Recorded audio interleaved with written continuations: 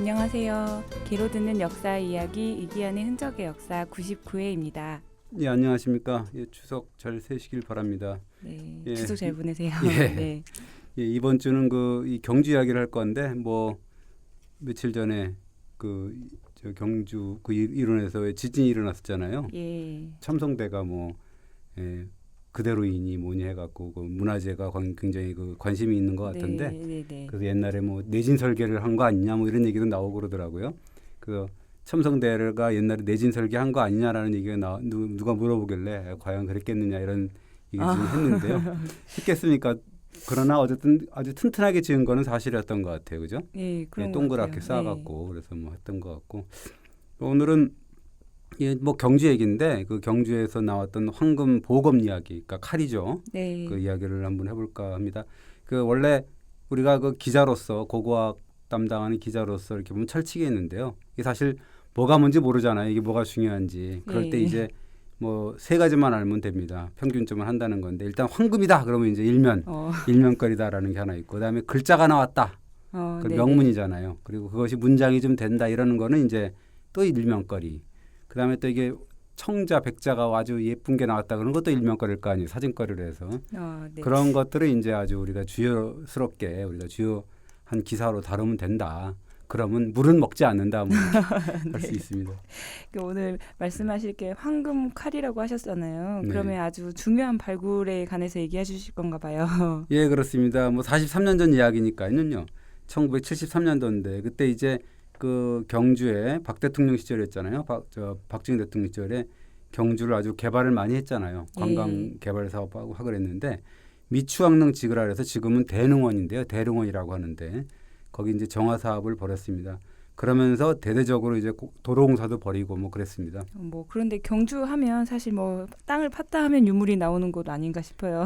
예, 그렇습니다. 천년 고도니까 땅만 조금만 파면 이제 유적이 깔려 있으니까 지뢰밭이라고도 하고 우리가 흔히 그렇거든요. 그리고 이쪽에 계림로 그쪽의 주변 같은 경우가 옛날에 황남리 고분군이라고 그래가지고 왕릉이 많았거든요. 그 서쪽에 보면 미추왕릉이 진짜냐 하는 거 아니고 전 미추왕릉이라 해서 미추왕릉으로 알려진 능, 그래서 미추왕릉, 전 미추왕릉이고, 황남대총이라든가 천마총, 봉황대, 서봉총, 금관총, 금령총, 그다음에 식리총 이런 대형 고분들이 있었고, 그 동쪽에는 직경 한 30m 정도 이하의 그 중형급 무덤들이 분포하고 있었거든요.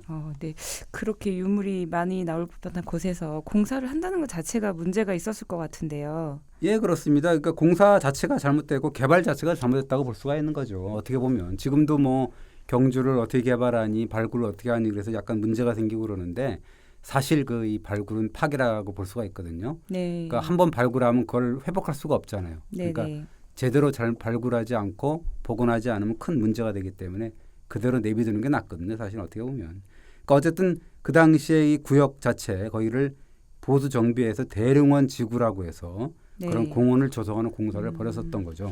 어쨌든 그 공사 당시에 유적이나 유물이 많이 나왔겠어요. 예, 지뢰밭이라 그랬으니까. 그러니까 도로 공사를 하던 도중에 보니까 무려 56기의 무덤이 이제 나왔다는 거죠.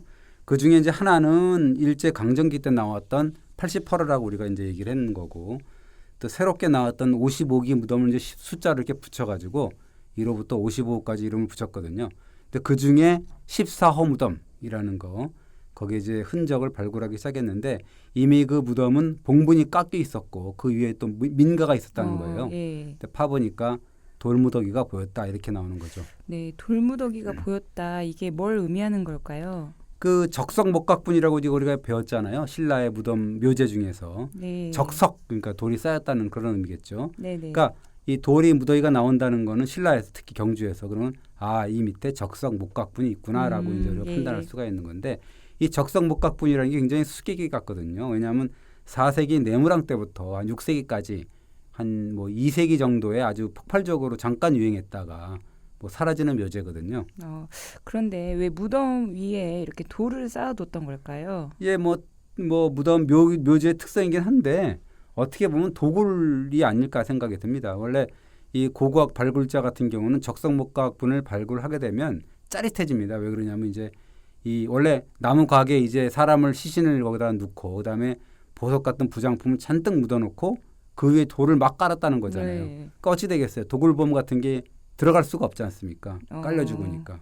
그러면 사실 그렇다고 치면 도울꾼들도 못 들어가니까 이 적석 목각분에 이제 그걸 발견만 하면 유물이 많이 이제 나오겠다 이런 걸 가정할 수 있겠네요. 예, 그렇습니다. 그래서 우리가 흔히 금관총이라든가 천마총이라든가 뭐 금령총이라든가 황남대총이라든가 이런 데 보면은 금관 비롯해 갖고 엄청난 유물이 뭐 3만여 점 뭐 이런 유물이 나오지 않습니까? 아, 네. 금관이 또 나온다는 게 이제 유명한 건데 도굴범이 만약에 했다 그러면 그 금관 가만 놔두겠습니까? 가장 먼저 가져왔겠죠. 네. 네, 아까 처음 말씀하신 이 경주 계림로에서 발견된 14번째 14호 무덤에서 이제 거기를 발굴을 시작했다고 했는데요. 네. 그 무덤은 좀 어땠나요?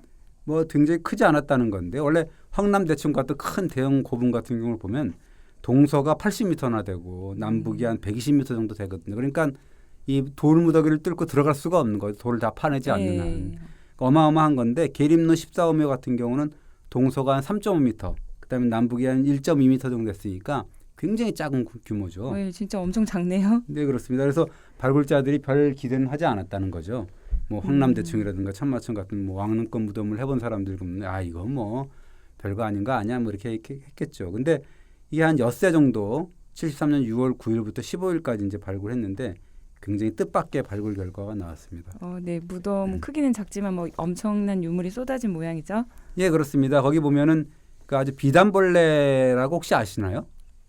글쎄요. 그 아주 그 영롱한 그런 녹색 같은 그런 그 빛깔을 내는 영롱한 이 벌레가 있어요. 근데 이게 지금은 잡기가 어려운 건데 네네. 그 비단벌레 날개로 장식한 화살통. 근데 이 생각을 해보세요. 비단벌레를 잡았을 거 아니에요. 예. 그 누가 잡았겠습니까? 그냥 백성들이 잡았을 거 아닙니까? 예. 그걸 뭐 1000마리, 2000마리를 잡아갖고 그 날개를 떼갖고 그 장식을 할 정도면 굉장히 높은 부류의 사람이 그걸 이제 시켜갖고 만들었겠죠. 그런 그렇겠네요. 예. 그 비단벌레 날개 굉장히 화려합니다. 근데 그것이 그런 날개로 장식한 화살통, 그다음에 금과 은으로 용무늬를 이렇게 새겨서 만든 그런 말 안장, 그다음에 유리 같은 걸로 장식한 뭐 말 갖춤새, 그러니까 말 마구 같은 거죠. 네. 그런 것들은 300여 점 확인이 됐는데 특히나 이제 그 막바지, 그 발굴 막바지인데 13일 오후나 14일 뭐 정도 됐다는 건데 그때 이제 노출된 유물이 그 중에서도 이제 군계 예락이었다. 그것이 바로 세계적으로도 주목을 끌었던 황금보검이다 이런 거죠. 그래서 오늘은 이 황금보검의 주인공이 과연 정체는 뭐냐라는 주제로 뭐 해보려고 합니다.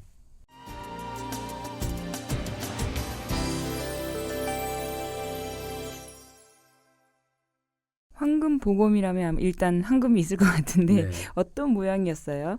크기는 뭐 36cm 정도 불과했다는 거니까요. 그다음에 칼집, 몸신이죠. 몸집이 네네. 굉장히 부식이 많이 됐다는 건데 칼집하고 손잡이 이런 것들을 보니까 화려한 황금이었다라는 거죠. 네. 그 편면을 보면 뭐 S자라든가 네모형이라든가 뭐 사다리꼴이라든가 뭐 이런 바람개비형이라든가 이런 윤곽을 만들고 그 속에 이제 아주 검붉은 석류석이라든가 유리질을 녹여서 넣어갖고 장식을 했다는 거죠. 뭐 일종의 상감, 뭐 감입 이렇게 얘기를 하는데요. 감장 이렇게도 얘기를 하고 그다음에 장식의 중간 외곽에 이제 금알갱이를 붙여서 놓아갖고 굉장히 화려합니다. 그리고 칼집 손잡이 끝을 보면 반원형으로 이렇게 돼 있고 손잡이 장식은 이제 길쭉한데 이 사다리꼴이기도 하고 그다음에 이제 측면을 보면 허리에 걸 수 있도록 두 개의 골무 모양의 돌출부를 만들었는데 P자형하고 반원형인데 이거를 사진을 봐야지 우리가 쉽게 이해할 수 있어서 아마도 이제 제 블로그라든가 인터넷 기사를 보면 나올 것 같습니다. 사진이 있으니까 보시기 바라고 굉장히 석류석 같은 것들이 그 이 여러 가지 무늬로 해서 이 적절한 조화를 이루면서 끼워져 있었다 이렇게 얘기를 할 수가 있어요. 이 묘사해 주신 것만 들어도 엄청 화려했던 것 같은데요. 그럼 이 무덤의 주인은 누구였어요? 예, 뭐 알 수는 없는 거죠. 그러나 다만 무덤의 내부를 이렇게 관찰을 해보면 1500년 정도 그 전에 그 시신의 안장대 모습을 이제 우리가 웬만큼 복원할 수가 있는 거죠. 무덤에서 뭐 인골이라든가 이게 나왔나요? 예, 그건 아닌데요. 다만 이제 그 무덤의 양상을 보면 나오는데 그 무덤을 보니까 그 치아가 있고 네. 그다음에 가는 귀걸이라는 게 이제 우리가 세환 그 이식이라는 거거든요. 가는 귀걸이가 이렇게 고리가 좀 가는 거죠. 예, 예. 그런 것들이 한 쌍씩 나란히 이렇게 있었다는 거예요. 한 쌍씩 있었다는 말씀은 두 사람이 이렇게 무덤에 나란히 누워 있었다 뭐 이런 뜻이에요? 예, 그렇습니다. 치아가 이렇게 하나 있고 그다음에 거기에 귀걸이가 있고 예, 예. 이쪽 오른쪽에 또 치아가 하나 있고 귀걸이가 있고 뭐 이런 식으로 누워 있었다는 거죠. 한 무덤에 이제 두 사람이 있었다는 거는 뭐 순장이었을 수도 있을 것 같고 뭐 부부가 함께 묻혔을 것 같기도 하고 어떤 내용이었을까요? 예, 뭐 순장의 경우는 뭐 사실은 아니라고 보는 거죠. 왜 그러냐면 순장인데 그 묘 주인공이 오른쪽 왼쪽에 있다면 네네. 그 어깨를 나란히 이렇게 그 묻지는 않았을 거 아니에요. 그럼 네네. 예를 들자면 종이나 뭐 신분이 여자나 이런 경우는 아무래도 좀 밑으로 놨거나 뭐 그랬겠죠. 네네. 그러니까 이제 나란히 놨다는 거는 이제 그 신분상 남녀 간 차이가 없었다라는 게 일단 하나가 나오고 그다음에 부부 합장묘도 아니었다는 거죠. 왜 그러냐면 신라 무덤의 경우는 이 가는 귀걸이 그러니까 세환 이식이라고 우리가 하는 건데 네네. 그거는 보통 남성 거라는 거예요. 그다음에 이제 굵은 귀걸이 그걸 태환 이식이라 해서 좀 굵게 귀걸이 자체의 고리를 굉장히 굵게 만든 건데 이거는 여성의 무덤에서 보였다는 거죠. 근데 이 계림루 14호 무덤을 보면 나란히 누운 두 사람의 귀걸이 보니까 둘 다 가는 귀걸이였다. 세환 네네. 이식이었다. 그러기 때문에 결국 이 모양은 좀 달랐다 그럽니다. 낙엽형이 있었고 고리가 그다음에 네네. 편측형이 있긴 했지만 결국은 남성 두 사람의 모습이었다라고 우리가 추측을 할 수 있는 거죠. 네, 그러니까 이 무덤에서는 남성 두 사람이 나란히 묻혔다 이렇게 이제 봐야 되는 거네요. 예, 뭐 약간의 차이는 있는데요. 이게 뭐냐면 이제 그 아까 얘기했던 치아 뭐 이렇게 그 세환 이식이 있지만 왼쪽 주인공의 허리쯤 이렇게 보면 황금 보검이 하나 이제 이렇게 예. 딱 하나 있었고 그다음에 오른쪽 피장제 허리쯤을 보니까 큰 칼, 그러니까 대도라고 우리가 얘기하는 그 각각 놓여 있었다는 거죠. 뭐 왼쪽 피장제 경우도 이제 허리띠는 보였고요. 이게 뭐 발굴된 게 치아나 뭐 허리띠, 귀골이 이렇게 놓여 있었으니까 이 묻힌 사람들의 나이나 뭐 신장 이 정도는 확인할 수 있지 않았을까 싶은데요. 예, 그렇습니다. 치아하고 허리띠가 있고 그다음에 그 치아가 양쪽에 있고 그다음에 허리띠가 있고 그다음에 또 이 귀걸이, 장식 예. 보검이나 이 칼 큰 칼이 있잖아요. 그러니까 예. 그걸 이렇게 딱 이렇게 놓여져 있는 걸 보면은 치아하고 뭐 허리하고 큰 칼하고 이렇게 보면은 키드가 좀 대충 그 우리가 어루 짐작할 수 있지 않습니까? 예. 그리고 치아를 보면 치아의 마모 정도를 보면 우리가 흔히 그 나이를 우리가 알 수가 있거든요. 그래 보니까 그 치아를 보니까 이제 그 성인 남성이었다. 그 20살부터 39살까지 그 성인 남성이었고 그다음에 이 상태를 보니까 1m 50에서 60 정도의 키 뭐 그 정도가 아니었나 이렇게 우리가 판단할 수 있었죠. 네. 그러면 여기 묻힌 사람들의 이 신분을 좀 짐작할 수 있는 뭐 유물 뭐 이런 단서는 없었어요? 그 이제 무덤 규모가 굉장히 작았다 그랬지 않습니까? 예. 황남대청 같은 경우 80m, 120m라는데 이거는 뭐 3.5, 1.2미니까 굉장히 작은 거니까 결국 이거는 왕족이나 왕은 결코 아니다라고 우리가 흔히 할 수 있는 거죠. 예. 근데 이제 피장자가 차고 있던 황금 보검이라든가 대도 큰 칼의 뒷면에 보니까 이 직물이 옷 흔적이 있었다는 거예요. 그래서 그 예. 옷 흔적을 그 분석을 해보니까 무늬가 있었던 비단이었다는 거죠. 근데 이제 그 비단이면 그래도 그나마 굉장히 좀 이렇게 신분은 그래도 나름 있었다라는 걸 볼 수가 있잖아요. 예. 그리고 무덤에 보니까 아까 얘기했듯이 비단벌레 날개 장식한 뭐 최고급 화살통이라든가 뭐 어떤 그 말 장식 이런 아주 화려한 게 있었지 않습니까? 그리고 용문양을 했던 그런 또 이 말 안장이나 말 안교 같은 그런 게 나왔거든요. 그러니까 용은 임금을 상징하지 않습니까? 그래서 네, 임금이 뭐 하산 물품 이런 게 아니었나 뭐 이런 생각도 할 수가 있는 거죠. 네. 그러면 여기 두 사람이 묻혀 있었는데 한 사람이 이제 왼쪽에 묻힌 사람이 황금 칼을 차고 있었고 또 나머지 한 사람은 이제 큰 칼을 차고 있었다고 하셨잖아요. 네. 이 두 사람의 뭐 신분 차이가 있었을까요? 있을 수도 있는 거죠. 뭐 이 오른쪽 피장자는 대도를 갖고 있으니 큰 칼을 갖고 있었으니까 황금 복원이 아무래도 좀 더 신분이 좀 높지 않았을까 그렇게 우리가 흔히 판단할 수가 있는 거죠. 네. 근데 신분이 이제 두 사람 다 그래도 높았을 거라고 짐작은 가는데 네. 무덤 크기가 좀 작은 게 좀 그래도 좀 걸리긴 걸리네요. 예, 그렇습니다. 그래서 정리하자면 우리가 고고학자들이 이제 이런 유물이나 유구의 상태를 보고서 우리가 이제 흔히 그 상상을 하게 되는 건데요. 근거 있는 상상이죠. 보면 이게 무덤이 소규모인 걸 보니까 피장자들은 금수저를 물고 태어난 사람은 아닌 것이다라고 우리가 판단할 수가 있잖아요. 예를 들자면 왕이나 왕족, 네, 성골은 최소한 아니었다라고 우리가 판단할 수가 있었죠. 왜냐하면 왕족이었다면 그래도 무덤은 컸을 거 아닙니까? 네, 네, 너무 네. 작잖아요. 그런데 그렇기 때문에 이제 아무리 자기가 이 그 나중에 돈을 벌고 뭐 어쩌고 했어도 그 이 장례 의식 같은 경우는 굉장히 이 굉장히 철저했거든요. 그러니까 아무리 돈을 많이 벌어도 너는 신분이 그러니까 무덤은 큰 것을 수 없어 이렇게 우리가 판단할 수가 있는 거죠. 네네네.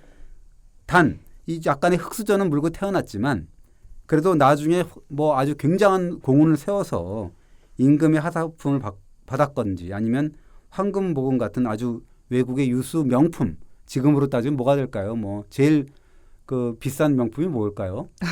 뭐 샤넬이나 뭐 에르메스 정도 그 정도의 명품을 갖게 되는 영예를 누렸을 거 아닙니까? 그러니까 어떻게 보면 전쟁에서 엄청난 공훈을 세웠던 그런 뭐 형제가 아니었나 이런 생각 들고 또 혹은 전우가 아니었을까 뭐 이런 생각 그런 생각을 이 고고학자들이 하고 있습니다. 네, 뭐 유물로 봐서는 또 흙수저라고 단정하기도 그렇지만 적어도 금수저는 아니었다 이런 말씀이시죠. 금수저는 적어도 아니었던 것 같아요. 무덤이 너무 작으니까.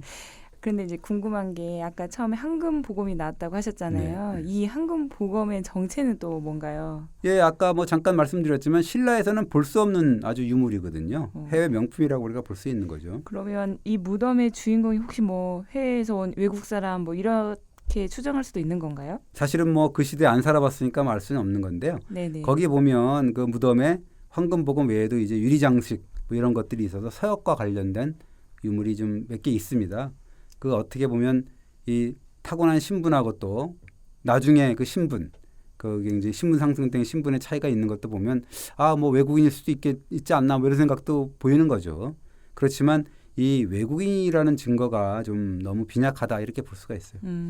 외국인이라고 할 만한 증거가 빈약하다는 또 그거는 어떤 이유에서 그런 거죠? 예, 우리가 아까 얘기했듯이 외국인 서역인이라는 증거가 보통 유리장식 유물인데 예. 그 유물을 이렇게 자세히 보면 이 고고학자가 이렇게 보니까 신라 양식의 유리를 약간 부가한 그런 장식이라는 거죠. 그리고 이 장식품에 사용된 유리가 전부 감색이었는데 이거는 원래부터 이 삼국시대부터 한반도에서 생산됐던 유리구슬 이런 데에서 흔히 보이는 색깔이는 거죠. 그러니까 신라인들이 원래부터 좋아했던 색이었다. 그러니까 네. 이런 유리 제품은 서아시아 유리품은 수입품은 아니다. 오히려 신라에서 신라 사람들이 유리를 다룰 수 있었던 그 보여주는 어떤 그런 증거는 될 수 있다 이라는 거죠.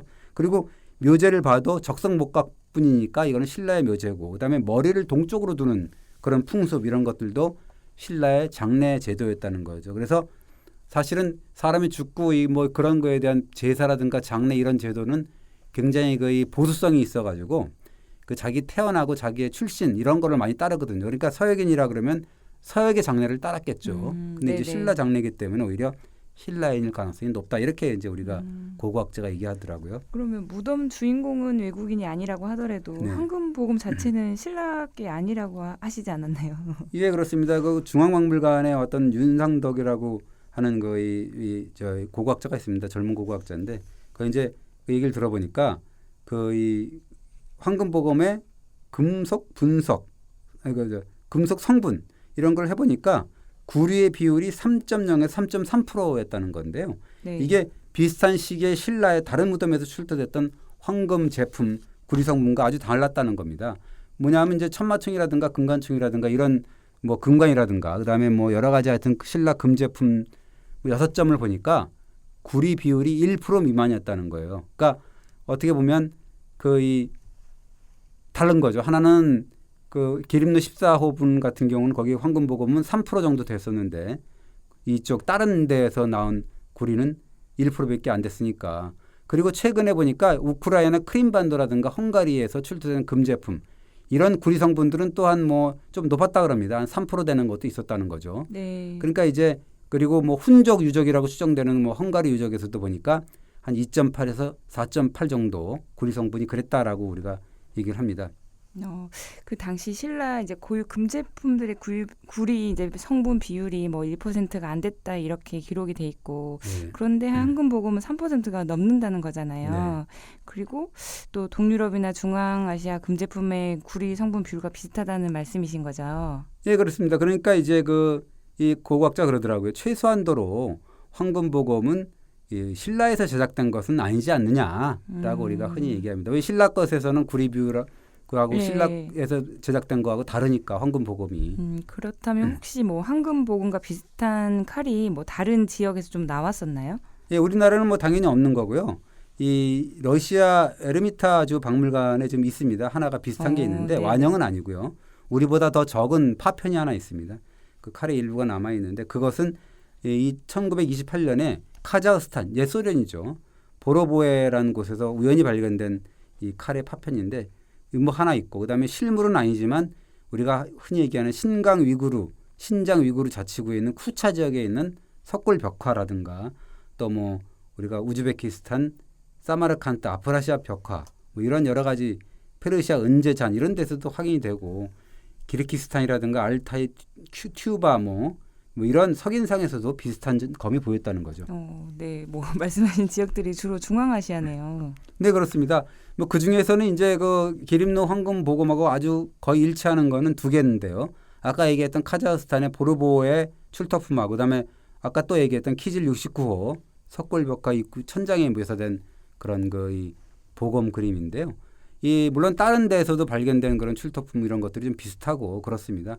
그 P형이라든가 반원형 뭐 이렇게 허리에 찰 수 있는 폐연구 같은 게 네. 있다는 거 그런 게 공통점인데 그렇다면은 황금 보검의 출처가 카자흐라든가 우즈벡이라든가 기르기스탄이라든가 신장이라든가 알타이라든가 이런 중앙아시아 지역이 아니냐라는 그런 이야기가 되는 거죠. 네. 그런데 이제 뭐 앞서 신라 고분에서 많이 유물이 나왔잖아요. 네. 근데 그 중에서도 뭐 외국산은 더러 많이 나왔죠. 예, 그렇습니다. 뭐 황남대청 북분 보면은 금제 그 감옥 팔찌가 하나 있는데 대표적인데요. 이것도 군계 일학이라고 하는데 뭐 아주 금속판을 덧대 갖고 장식하는 뭐 기법 이런 건데요. 뭐 말로 설명하기 굉장히 어려운데 그림을 보시면 알 건데 네. 이게 보니까 흑해 연안에 있는 호우라치 고분이라는 게 있습니다. 거기에 출토된 금강이라든가 그다음에 이란이라든가 서역의 팔찌에서 확인되는 그런 기법이라는 거거든요. 그러니까 그리고 호우라치 무덤 같은 경우는 우리가 흔히 얘기하는 사르마트족의 여사제 무덤이었다 이렇게 얘기를 합니다.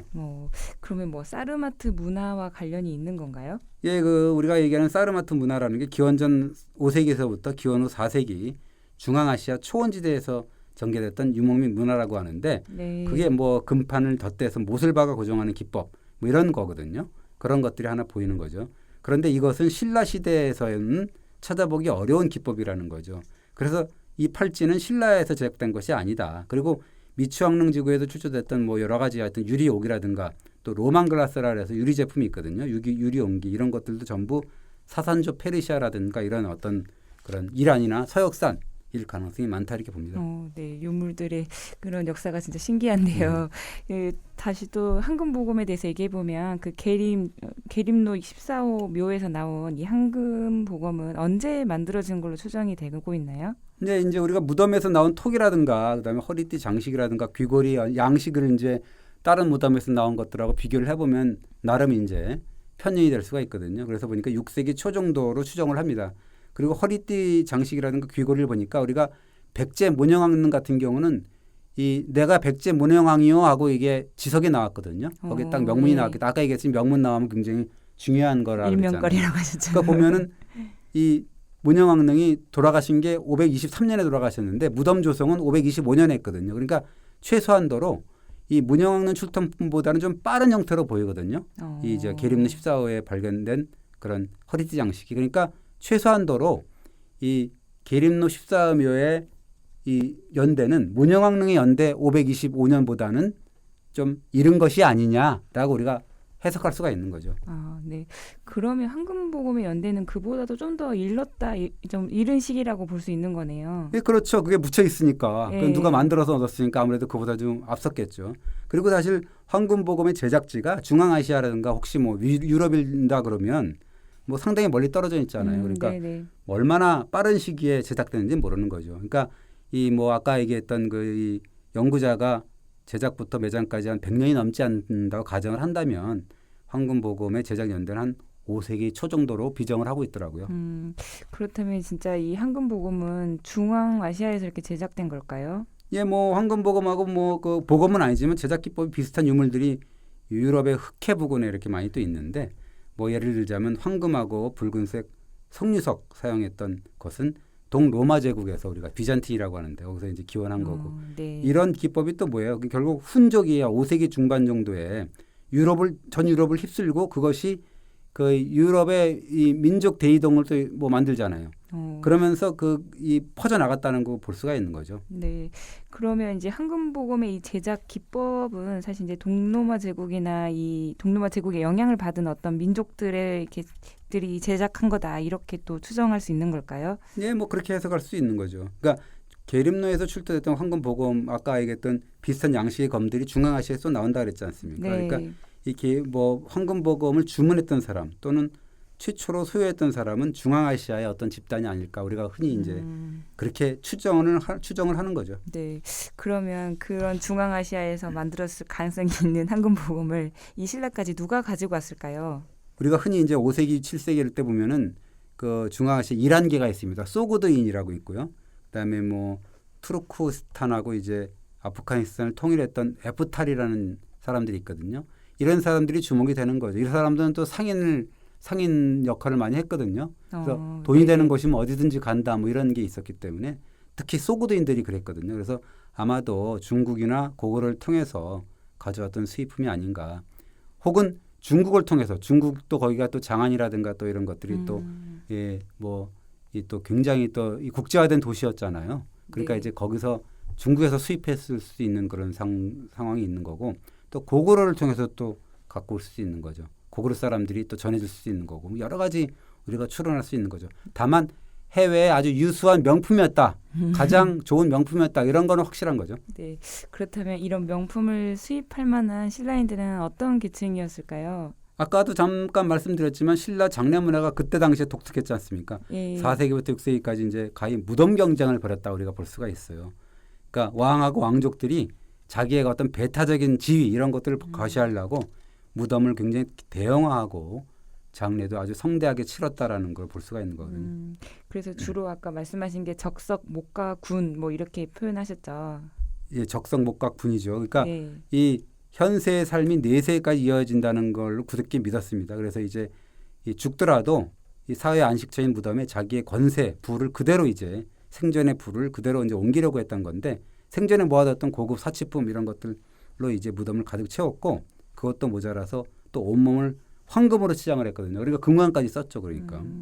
그렇다고 하면 뭐 해외에서 사들인 뭐 명품 같은 것도 무덤에다가 이제 넣어서 뭐 꾸몄다고 보면 되는 걸까요? 예, 그렇습니다. 그래서 뭐 보면 지금 얘기했던 뭐 계림노 황금 보검을 비롯해 갖고 은제 뭐 그릇이 있거든요. 그리고 뭐 식리총이라는 데서 출토됐던 신발이라든가 감옥 팔찌, 그다음에 뭐 유리그릇이 25점이 나왔습니다. 딴 데서도. 그런데 보면은 유리그릇 같은 경우는 황남대청이라든가 금관청 이런 왕릉급 무덤에 주로 나오거든요. 그러니까 결국 해외 무덤은 신라 고위층의 전유물이었다 이렇게 볼 수가 있는 건데 경쟁적으로 사들였다 이렇게 볼 수가 있습니다. 그러니 도굴이 무서웠겠죠. 그러니까 이제 네. 나무각을 만들어 시중을 안장하고 돌무더기를 엄청나게 쌓았는데 특히나 이제 황남대청 남분을 한번 계산을 해보니까 쌓인 돌을 계산해 보니까 2.5톤 트럭으로 환산을 해보니까 758대분이었다 이렇게 나오거든요. 그러니까 뭐 할 말이 없는 거죠. 진짜 어마어마하네요. 근데 그렇습니다. 그 덕분에 이제 저희 한 1500년 후 저희들 입장에서는 찬란한 황금 유산을 뭐 고스란히 이어받았다 이렇게 볼 수 있는 거잖아요. 그래서 우리가 볼 수 있잖아요. 근데 어쨌든 지금도 근데 황금보금 발굴한 지가 43년이 흘렀다고 그랬지 않습니까? 네, 근데 네. 아직도 수수께끼로 남아 있거든요. 그러니까 이 뭐 굉장히 좋은 그런 고고학 자료가 나와도 해석이 정확하게 될지언커녕 점점 더 미궁으로 빠지는 경우가 많습니다. 그래서 어떻게 보면 섣부른 발굴도 금물이고 또 섣부른 해석이나 주장을 펼치고 내 것이다 옳다라고 우리가 얘기하는 것도 굉장히 가소로운 일이라고 볼 수가 있는 거죠. 그러면 황금 보검을 두고 아직까지도 뭐 여러 가지 뭐 설이 나온다는 말씀이신 거죠. 그렇습니다. 뭐 일본 학자인데 유시미즈 츠네오라는 사람이 있는데 흥미로운 주장을 합니다. 그러니까 황금보검을 보면 세 개의 태극무늬 같은 게 있어요. 바람개비 무늬라고 우리가 얘기하기도 하는데 그게 보면 고대 켈트인들이 즐겨 사용했던 무늬라는 거예요. 그리고 이제 그게 또 황남대청이라든가 다른 그 거기서 보였던 로망그라스라든가 팔찌 아까 얘기했던 팔찌 같은 걸 보이는데 이것은 아까도 말씀 잠깐 드렸지만 동로마 제국의 전통 기법 이런 게 또 디자인 이런 게 답습했다는 거거든요. 그러니까 네네. 어떻게 보면 그런데 이 팔찌가 제작되었던 그런 5세기 전후의 어떤 그런 걸 동로마 제국 세력권을 보면 도나우강이라고 우리가 얘기하는 다뉴브 강이죠. 거기 남쪽 정도라는 건데 그쪽이 트리키아라는 지방이었다. 그 트리키아가 지금의 불가리아, 헝가리, 루마니아 그런 일대다 이렇게 얘기를 하는 거죠. 그렇다면 이 황금복음의 이렇게 역사를 추적해 보면 동로마 또 켈트인들 그리고 아까 트라키아 지역 이렇게 다 연결이 예. 되는 거네요. 예, 그렇습니다. 요시미즈 같은 경우는 계림노 14호 묘의 그 황금복음에 보면 세 개의 태국무늬 이런 것들이 로마화한 켈트족 왕이 정착한 땅이죠. 그러니까 도나우강 남부의 트라키아 지방에서 제작된 것일 가능성이 높다라는 주장이죠. 한마디로 얘기하면 이제 계림노 14호 황금복음은 트라키아 켈트족 임금이 만든 것이다라고 뭐 얘기를 하고 있습니다. 뭔가 그럴듯한 추측 같긴 한데요. 이러면 그렇다고 하면 황금복음이 그 트라키아라는 아주 먼 곳에서 이 신라의 경주까지 어떻게 올 수 있었을까요? 뭐 요시미즈라는 사람 얘기는 뭐 신라를 방방한 켈트 왕의 사절인 게 아니야 뭐 이렇게 얘기할 수 있고 아니면 신라 사절이 또 트라키아 켈트족 왕을 와련하고 받은 하사품 아니야 뭐 이렇게 할 수 있고 그다음 아니면 트라키아 뭐 켈트족의 사절이 기술자를 데려와 가지고 뭐 황금복음 제작 기법을 가르쳐 준 거 아니야 뭐 이렇게 여러 가지로 해석을 할 수도 있다 이렇게 보는 거죠. 네, 여러 가지 해석이지만 다 이렇게 아주 상상력에 기반한 뭐 재밌는 가설인 것 같아요. 뭐 하나의 또 가설이 또 하나 있는데요. 아까 얘기했던 트라키아 지역이 어디냐면 5세기 때가 보면 그 아까 얘기했던 그 이 유럽을 공포로 몰아넣었던 그 이 훈족의 지도자 훈족이죠. 아틸라의 근거지라는 거죠. 뭐 민족 대이동을 촉발시켰다라는 그런 곳의 근거지다라고 얘기를 하잖아요. 네, 그러면 이 훈족의 지도자 아틸라의 근거지라고 하셨는데 네. 이 흉노족의 후신이다 이렇게 훈족 자체가 이런 말이 있잖아요. 예, 옛날에 그 중앙아시아를 호령했던 흉노족이 원래는 중국의 그 중원 세력보다 훨씬 강해가지고 처음에는 중국 한나라도 막 쩔쩔맸거든요. 그 나중에 그래서 한나라가 쫓아냅니다. 결국 쫓아내는데 흉노족이 쫓겨가는데 그래서 서쪽으로 간 사람으로 일컬어져가지고 이제 훈족이다 이렇게 우리가 흔히 알려져 있거든요. 그러니까 요시미즈 같은 경우는 이 황금복음 같은 문물의 교류가 그걸 담당한 이들이 결국 훈족이었다 이렇게 여기는 거죠. 네네. 근데 원래 흉노족이 또 신라인하고도 연결이 되어 있잖아요. 뭐 훈족의 원류가 뭐 한국인일 가능성 뭐 이런 얘기도 합니다. 뭐 독일의 방송국도 뭐 그런 프로그램을 했는데 게르만 민족의 대이동을 촉발시킨 훈족을 뭐 집중 취재했다 이렇게 나오는데요. 거기서 보면 훈족의 원류가 한국일 가능성이 있다라고 주장한 바가 있습니다. 네, 그것도 흥미로운 주장인데 근거가 좀 있는 이야기예요. 근데 사실 그 신라 문무왕의 비문을 보면 심상치 않은 대목이 나옵니다. 뭐라고 나오냐면 이제 전문을 다 하면 어려우니까 요컨대 뭐냐면 문무왕의 선조는 흉노 휴도왕의 태자인 김일제의 후손이다 이런 대목이 나오거든요. 그러면 문무왕이 흉노왕의 후손이다 이렇게 보는 건가요? 예, 뭐 그게 비문에 나와 있으니까 흉노의 휴도왕이라는 사람이 있는데 그 아들 태자가 기원전 102년에 중국 한나라로 투항을 하거든요. 네. 이때 한무제가 그 휴도왕을 금인의 제천주라고 해서 대접을 하고 그 아들 김일제한테 김시성을 하사했다 이런 기록이 있습니다. 그렇다면 또 신라 김씨가 흉노족의 왕인 이 김일제의 후손이다 이렇게 보는 건가요? 뭐 여러 가지 일을 두고서 여러 가지 설이 있어요. 사실 근데 금성문이라는 게 굉장히 그 당시에 썼던 그런 글자잖아요. 그러니까 가장 어떻게 보면 신뢰감이 있는 대목이긴 한데 그걸 두고서 여러 가지 해석이 있습니다. 또 어떤 해석이 가능할까요? 그러니까 뭐 흉노족 신라 뭐 이렇게 그 연주를 얘기를 한다 그러면 네. 흉노가 이제 한나라에 쫓겨서 동서로 갈라졌었는데 네. 서쪽으로 간 세력은 뭐 훈족이 되고 동쪽으로 간 세력은 뭐 신라의 지배층이 된다 뭐 이런 주장이죠. 뭐 그런 해석이 가능한 거죠. 그러니까 어떻게 보면 황금복음이 유럽을 침략한 훈족 그러니까 흉노족이죠. 그걸 통해서 신라 경주로 또 들어오지 않았나. 왜냐하면 친연관계가 있으니까. 네. 훈족하고 뭐 신라 같은 핏줄이다 뭐 이런 주장이 있으니까 그런 거 아니냐. 그리고 이제 황금복음 기술자까지 경주로 파견했다는 얘기 그렇게 가능한 거죠. 네. 아주 오래된 얘기라서 그럴듯한 것 같기도 하면서 또 합리적인가 이런 의심도 되고 이거 어떻게 보세요?